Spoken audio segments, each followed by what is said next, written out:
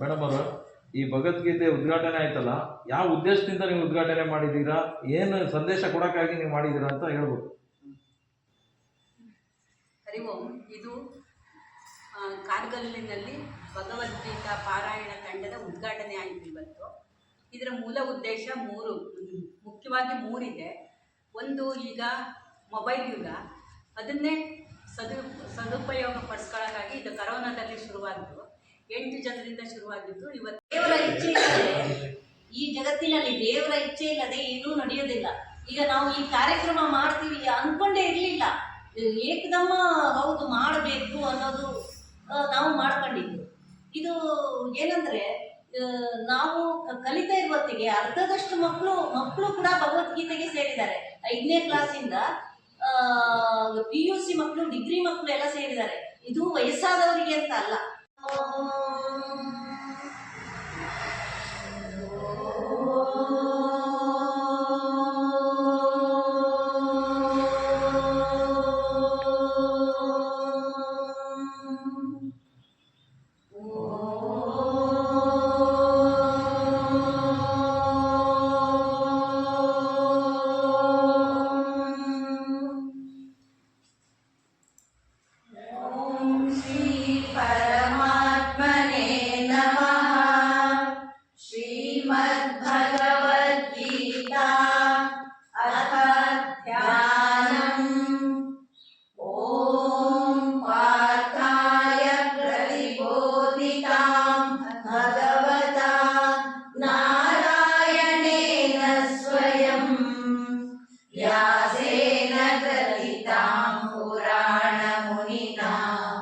मध्ये महाभारतम् अद्वैतामृतवर्षिणीं भगवतीम् अष्टादशाध्यायिनीम् अम्ब त्वामनुसन्दधामि भगवद्गीते भवद्वेषिणीम्।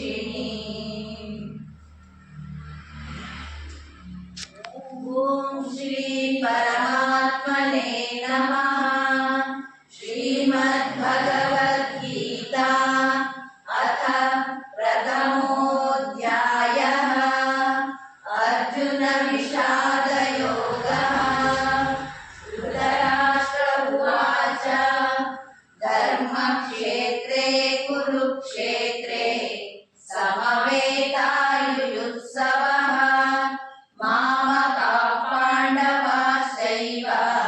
किमकुर्वत संजय।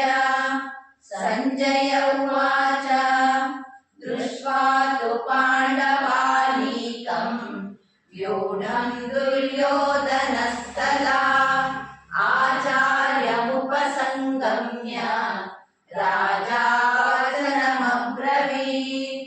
पश्यैताम् पाण्डुपुत्राणाम् आचार्यमहतीम् च मूम् द्रुपदपुत्रेण तव शिष्येण धीमता।